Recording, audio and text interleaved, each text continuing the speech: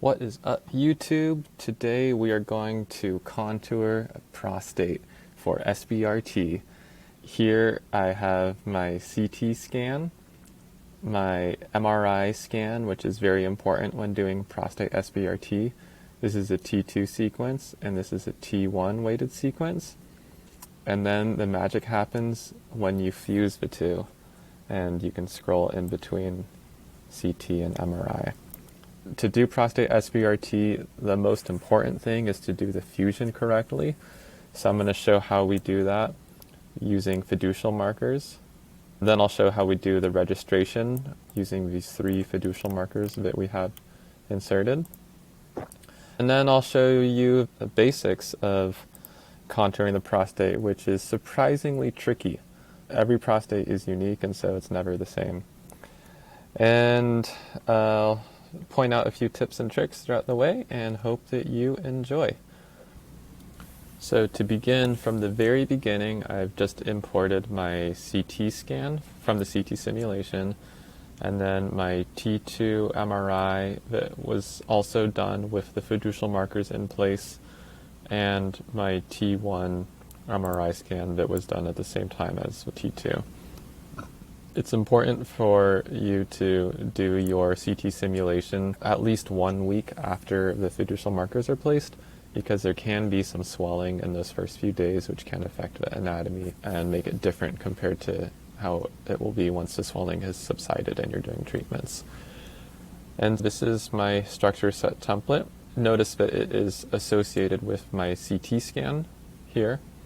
It is not associated with my MRI scans.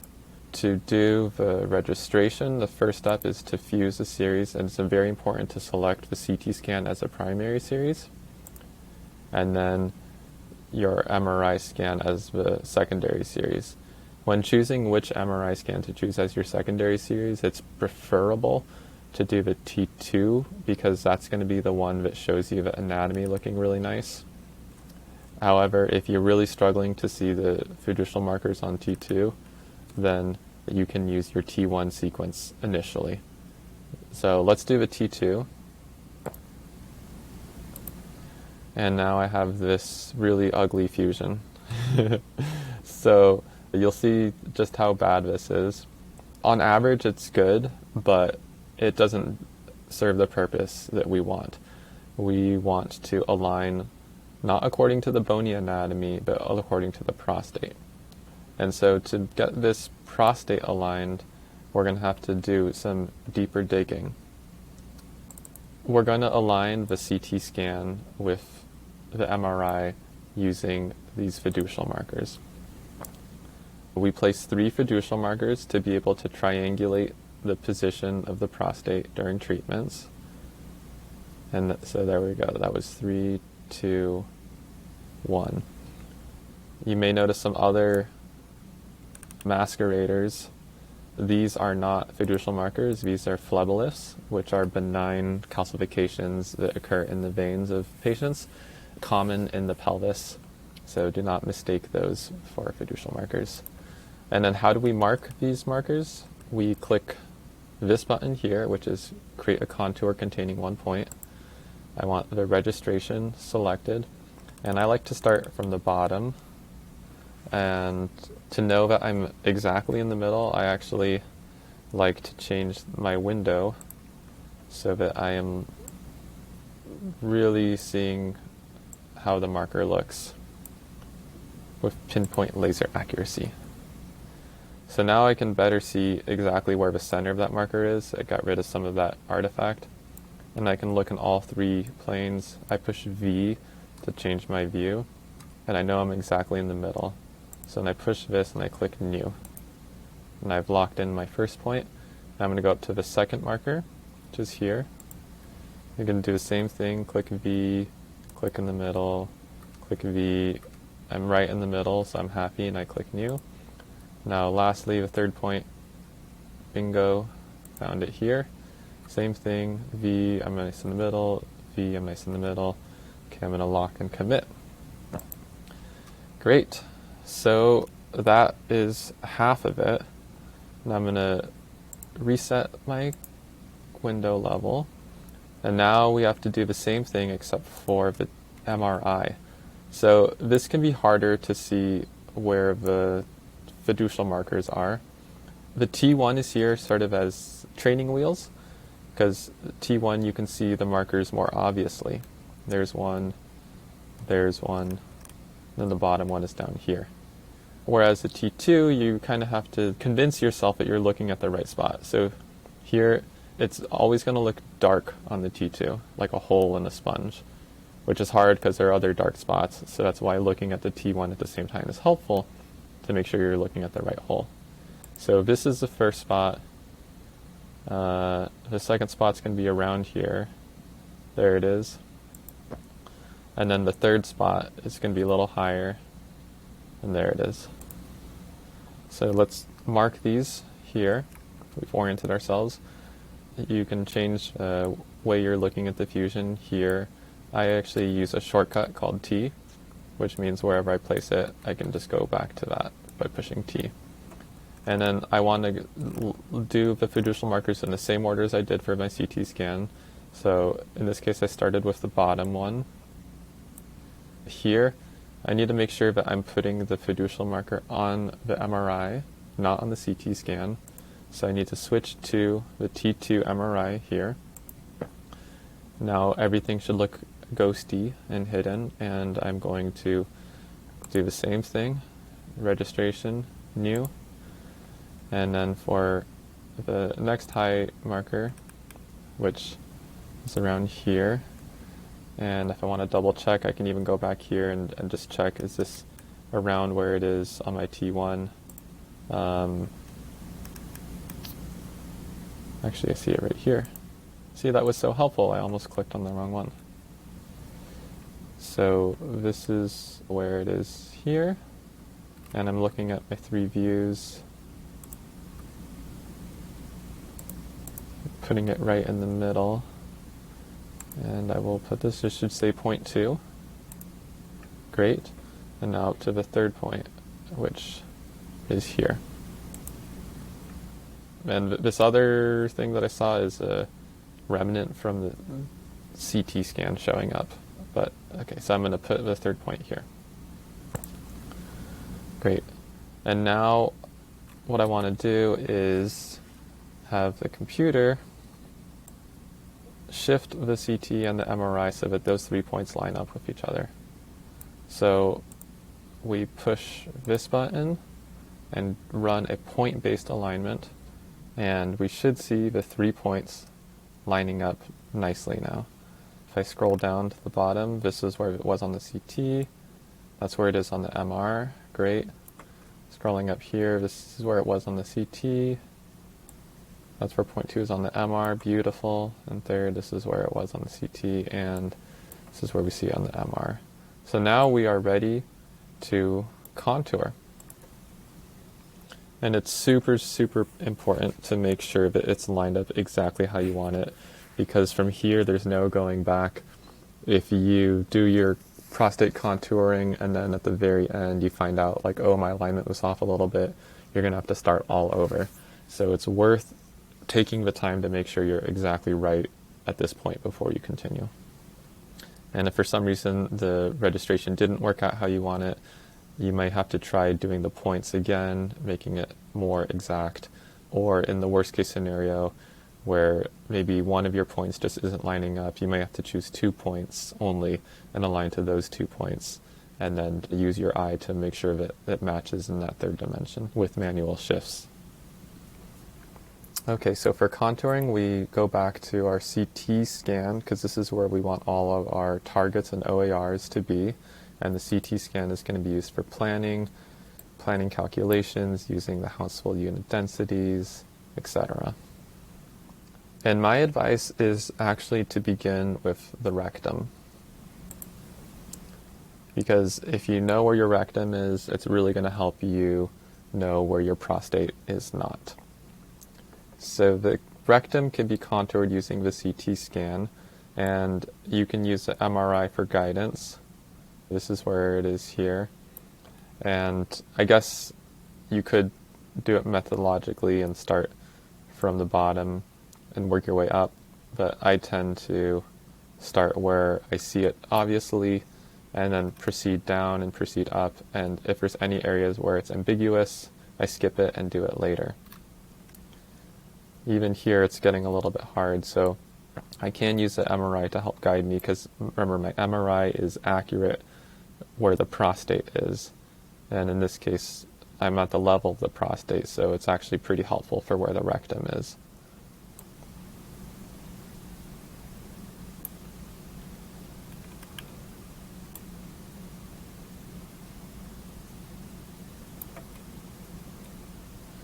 And as you do the rectum, the slices below you and above you help you to make it more and more accurate. And this patient is special because they have a space ore. So we will show what space ore contouring looks like. Space ore is a hydrogel that creates space between the prostate and an OAR, known as the rectum. So now I'm getting away from the prostate. I want to make sure I'm actually correct on my CT scan.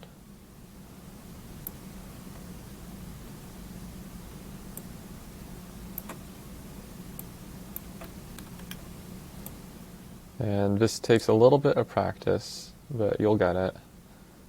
Being able to fool yourself into seeing where this outline of the rectum is. Moving up and down definitely helps you to see.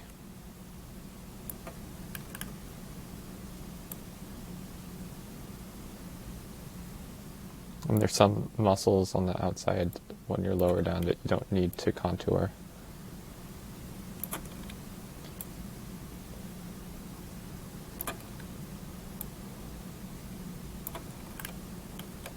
And great, and this is the bottom of the rectum. It should be around the bottom of the ischial tuberosities as well.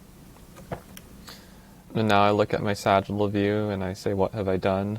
And I'll see that some of it doesn't look perfectly smooth. So here it looks like it's sticking out a lot. So I can click there and sort of see, do I agree or not? I suppose I can shave it a little bit here. And maybe down here I didn't go further. So the rectum may not line up exactly with your MRI and your CT scan because the filling could be different. But what's most important is to get the anterior interface correct with regards to the prostate. Because this is the area you're going to be really careful about when you're doing your treatment planning, and you want to make sure it doesn't get too close to a high dose. And so I'm doing the upper part of the rectum, and I'm using my CT scan to help me contour.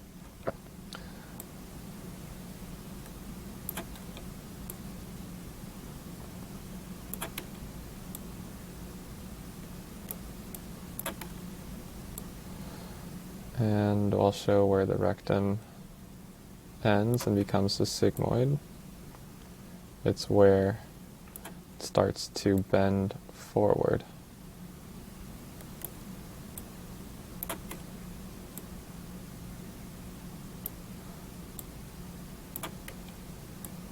We're getting there.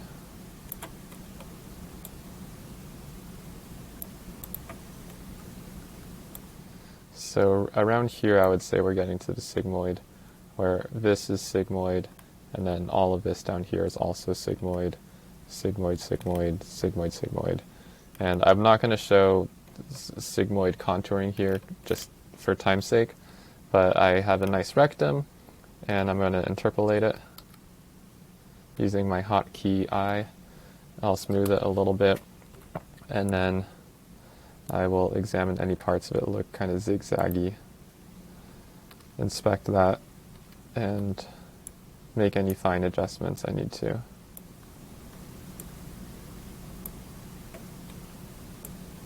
Like this.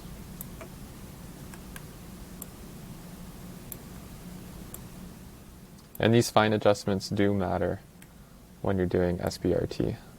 So this is the most you'll be ever paying attention to a rectum. Great.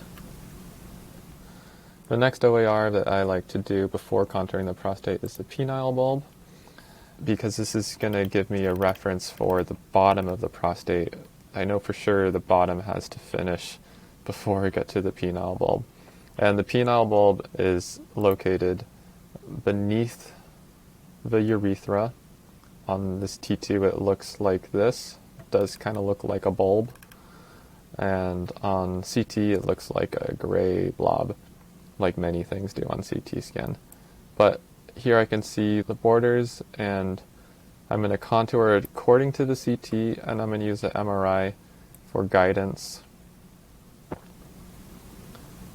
And they say it's a teardrop shape. I guess you can see how this sort of looks like a teardrop, but also in the coronal view you'll see that it looks like a teardrop.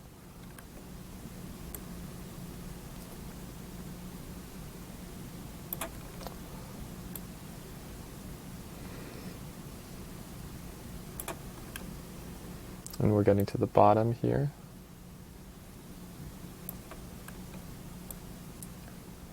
And I always look for it to be kind of wedged in between this and this. You can sort of see some boundaries, and that helps to mark where it is. There. So that's about my bottom, and I don't even think my MRI scan goes down that low, so I needed to look at the CT scan. And now for the MRI, here, see it neatly, the MRI would show it going this way, so I'm going to look at the CT to see if that's true. In this case, nope. CT shows that it's here, so I'm going to stick to my CT. Remember, the MR CT fusion is accurate where the prostate is, but it doesn't guarantee accuracy in other parts. As I get closer to the, though, it should become more and more accurate. So here I'm getting to the top of the penile bulb. And notice how I'm combining the two pieces of information. So this is the very top.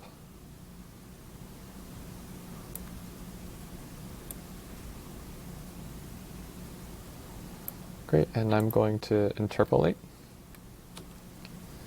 and smooth and check.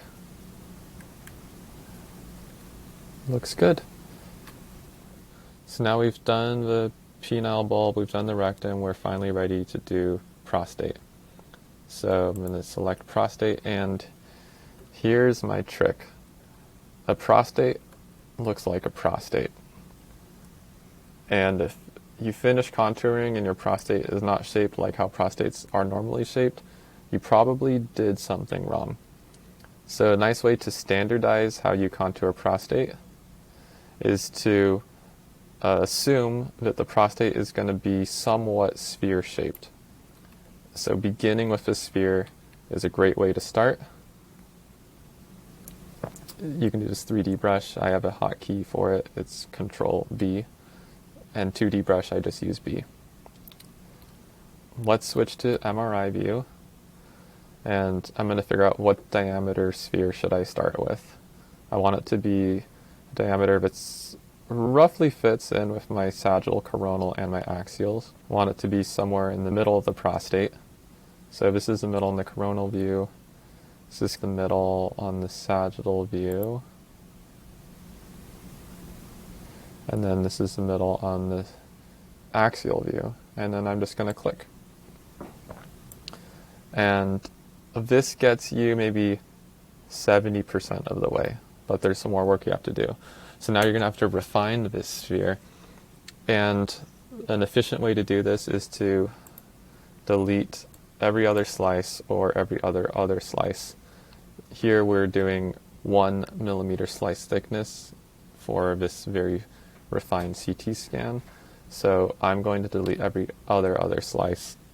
That way I don't have to do as many contours. So you do this, and voila, you can now edit these slices one at a time instead of having to edit every single slice. And now I'm going to begin to make my refinements. And here I'll point out some things about prostate anatomy. So You see the gray, that you can convince yourself that this is prostate.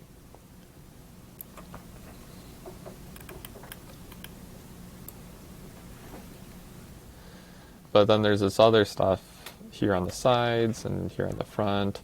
The front is easy trap, but also easy to avoid. So this front part is bright on T2 and it's fat. It's not part of the prostate. This back part that is bright is part of the prostate, and that's the peripheral zone. So we actually do want to include that on the back part, but not on the front.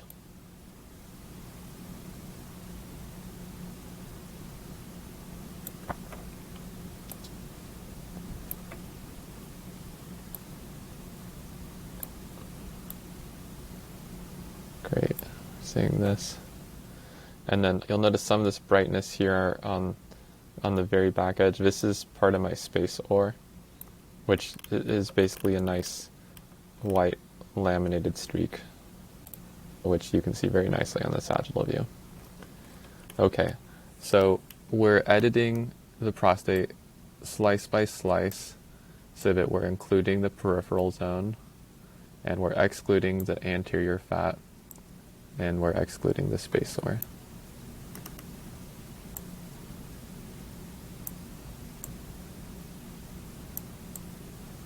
Great. And then definitely want to include your gold seed marker, because when they placed that, when the urologist placed it, for instance, they were putting it in prostate that they saw when they were using ultrasound. So that should be in prostate gland and should be in your contour. And so here, getting towards the bottom, and the bottom is definitely tricky. Notice how I just went up and down to double check that I'm still doing this correctly. And we're going to define how the apex is. So I'm deleting some of this in the back that I think is space ore. Here I think I got tricked. I think some of this is space ore.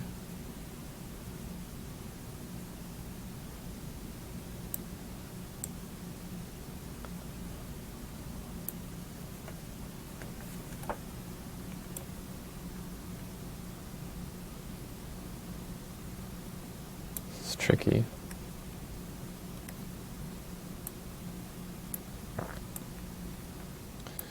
And so we're getting to the apex, and how do I know when we're at the apex? So they say it's when your levator ani muscles go from concave to convex. What does that mean? So see this black? This is muscle and this is muscle.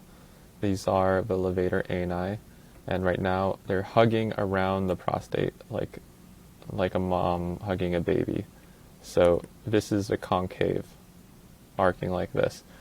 And then when it gets convex is when they're forming the part of the sphincter and helping hold things tight.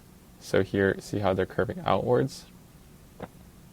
That's what convex shape is. So from concave to convex, going outward. Concave, convex. So it's at this junction where we call the bottom slice of the prostate as the apex.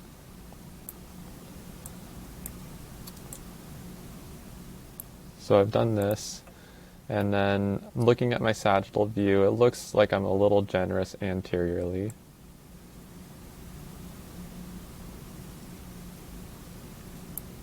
And maybe even posteriorly too. Really important to look at all your views. Here it looks like I'm generous posteriorly.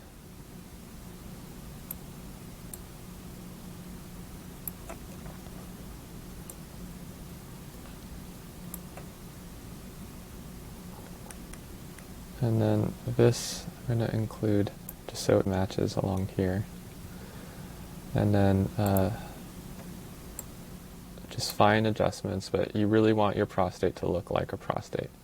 It should be a smooth shape. There shouldn't be any weird parts poking out in a spiky way.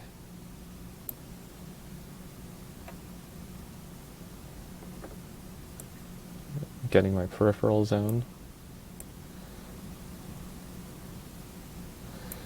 And I mean, unless you get really good at prostate contouring, it's definitely a process of iteration. Here, I'm a little unsure.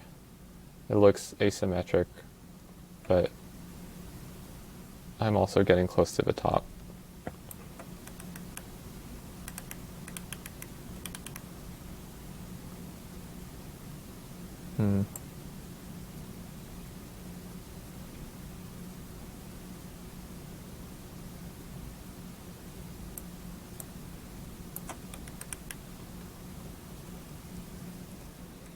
Back here I have my seminal vesicles, which I'm going to contour separately.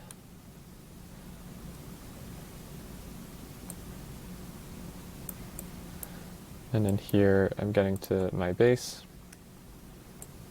This is the part that goes into the bladder, and this would be very hard to see on a CT scan. So, you know, just kind of showing the importance of how an MRI helps you. Here at the top I can clearly see where the prostate is pushing up against the bladder, and this may be my last slice.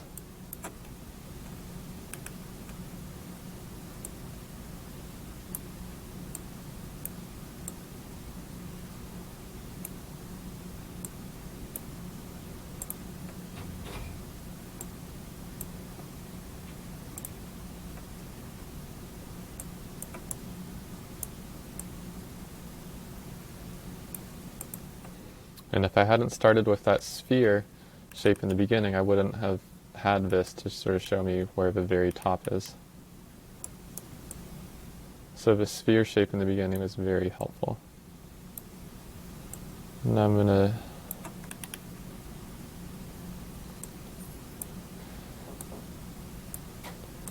look at my coronal view. So we're going to look at the coronal view now. See, that looks pretty nice. And I'm going to just catch any other areas that look like they're sticking out before I interpolate. It's always easier to make changes before you interpolate compared to after you interpolate.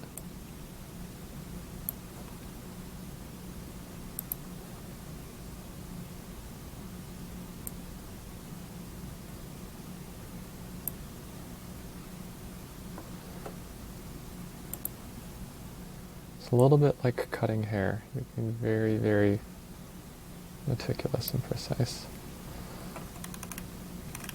Okay, so now I'm going to interpolate. Going to smooth just a little bit. And this is looking really nice. So this is a little bit of the moment of truth. You want to see what's the distance between your penile bulb and your prostate. And it should be around 8 to 12 millimeters generally. So let's see if we're ballpark correct. Oh, look at that.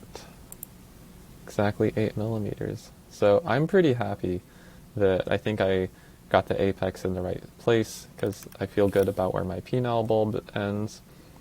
And then my apex is where the geodiaphragm goes from concave to convex.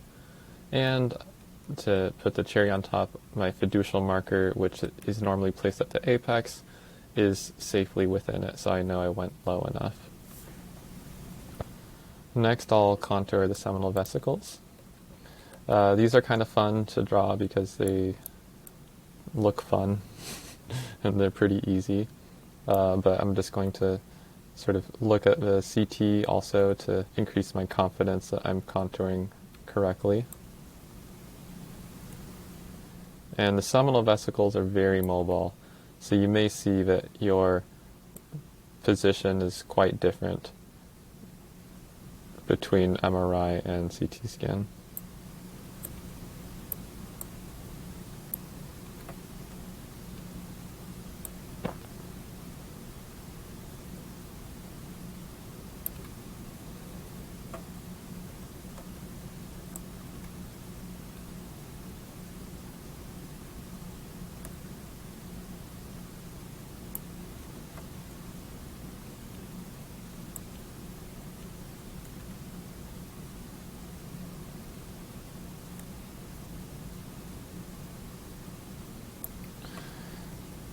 Okay, and I could go to the very top, but I'm only going to include the proximal 1 centimeter of the seminal vesicles in this case.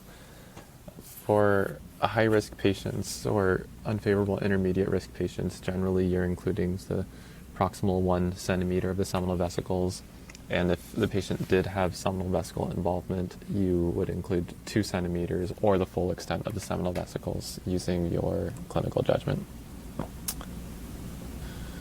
I'm scrolling down to make sure it kind of matches with my CT scan. It's okay if it's a little different.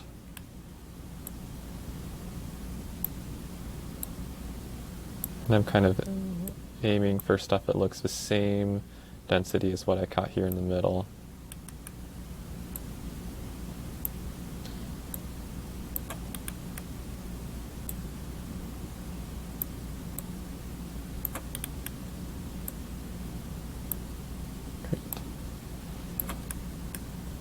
And down here it merges with my prostate and becomes prostate. And I'm going to interpolate.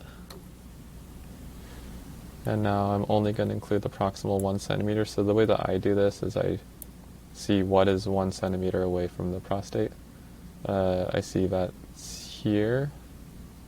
Kind of looks like it ends around here,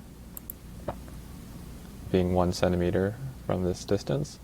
And so this is going to be my top slice. So everything above it I'm going to delete. And I have my 1 centimeter proximal seminal vesicle. And this will be included in my CTV. So my CTV is going to include prostate and seminal vesicles. And then my PTV is going to be some expansion depending on your institution. The way that we do it here with CyberKnife is a 2 millimeter PTV, which is really tight. On the Linac, we usually do 3 millimeters, and then that's because we have very good tracking, but it may vary, may even be 5 millimeters. The more margin that you have, the greater risk you have with your rectum and your bladder. And in cases where you're using a large margin, it may be more beneficial to use a spacer from a dosimetric point of view. Okay, and so we have this really nice PTV, and it's clearly away from the rectum. Here it's getting very close, and here there's a little bit of overlap. And this is stylistic, but the way that we're accustomed is to subtract overlapping rectum from PTV. This is to facilitate planning, and we have specific constraints that we use that are related to expansion of the rectum into the PTV. So I guess I'll contour the bladder. Sometimes I'll begin with this at the same time as I'm doing the rectum, but I wanted to do the juicier things first. I'll hide everything so I'm just seeing the bladder. This takes a little bit of practice, but I guess if you see your prostate, you know your bladder's not going into it. And your bladder should finish anterior to the prostate, kind of draping down like this.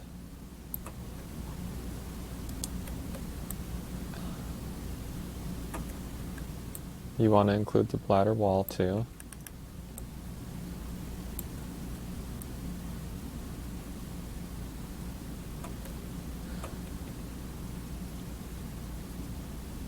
And I'm going to zoom out just a little bit.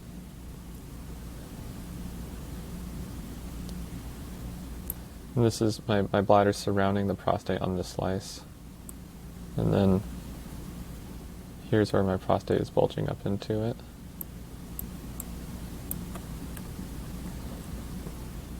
And now the bladder gets really easy to draw.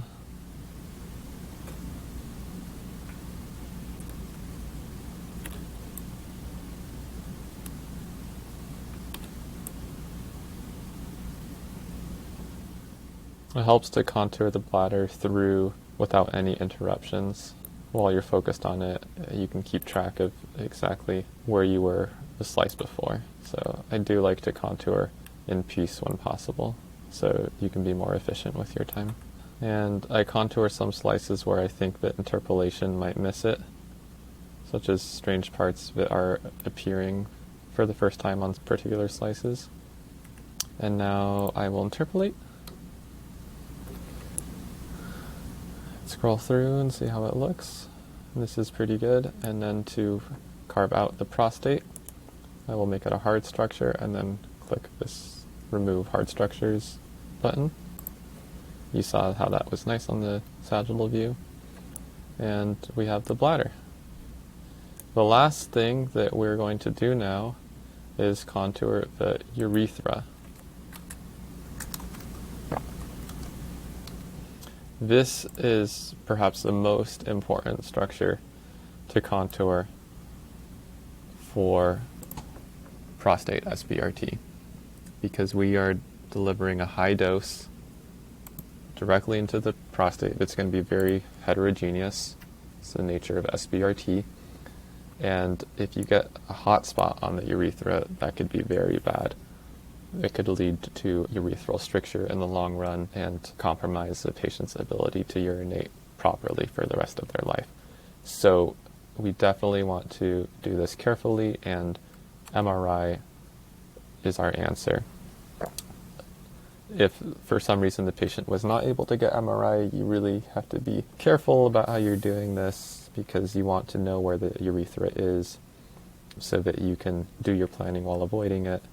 And in those cases, you may consider using a urethrogram to help with your drawing. So what did I just do? I saw a spot here that I thought looked like urethra, and I began contouring. But now looking at the sagittal view, I see that this spot tricked me.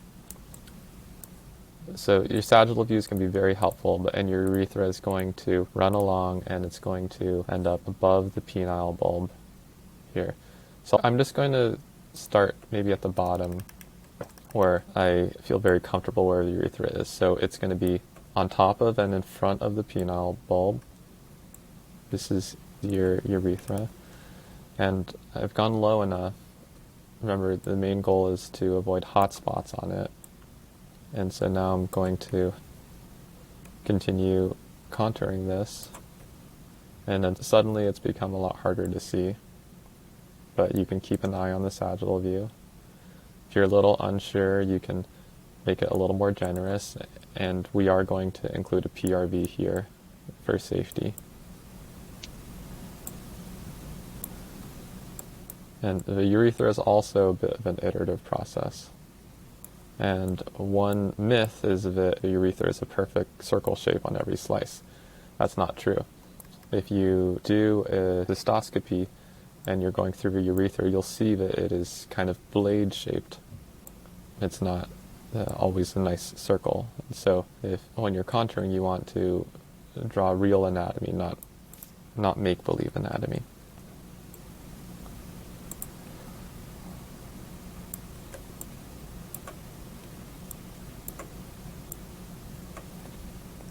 And here, I'm having a harder time seeing it on the axial view.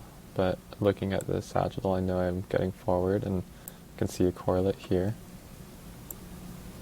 And this urethra on the spectrum of things was actually an easier urethra to contour. It's going to connect to the bladder neck and then work its way backwards. The way that you can tell if you've done urethra the right way is, does it look like a hockey stick? So the urethra should always have this hockey stick shape. Every prostate. It goes towards the back, and then it goes down, and then it comes back up to the front. So now I'm just polishing my hockey stick a little bit before I interpolate. Some areas where it looks a little uneven on the sagittal.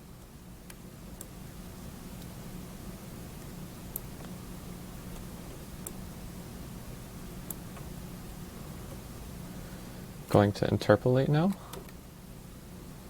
and I'm going to smooth, and I'm going to scroll through. That looks pretty nice. So yeah, I'm pretty happy with how this urethra looks. Again, if I was on a CT scan, I would have no idea where the urethra is. But once you draw it on the MRI, you can feel safe and prepared to do SBRT planning. And I'm going to make a urethra PRV. In this case, I will do a 2 millimeter PRV. And there you have it. We have our PTV, we have our most important OARs. I still need to contour the femoral heads and the large and small bowel. I guess I'll show you my trick for femoral heads since we're here. So I've contoured a lot of femoral heads, and this is the fastest way I've found. If you have a faster way, feel free to suggest it. But you change your range presets to bone, so it's only going to fill on the bone. You make a sphere that's about the size of the femoral head, like this. You click, and then you go down, and we're going down to where the lesser trochanter is. You look on all your slices to make sure you're not missing any big spots. You fill it in, like this. And then what we do is we get rid of the range preset. We are going to expand by 5 millimeters, keeping it in the same contour. And now we're going to contract by 5 millimeters in the same contour. And now we're going to smooth, and we're going to sweep away, and we're going to fill any holes. And I have a pretty good looking femoral head now. Certainly good enough for planning. I'm going to do the same thing with my left. So we're going to make a sphere that's about the same size as the femoral head here. Need to change my range presets to bone. And got to make sure I'm getting all the bone that I want. Scanning and looking for any big gaps. Okay, now I'm getting rid of the range preset. I'm expanding by 5 millimeters. I'm contracting by 5 millimeters.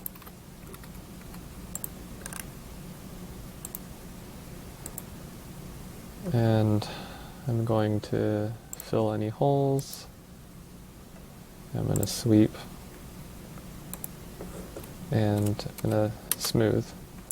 And now I have my left femoral head. Great.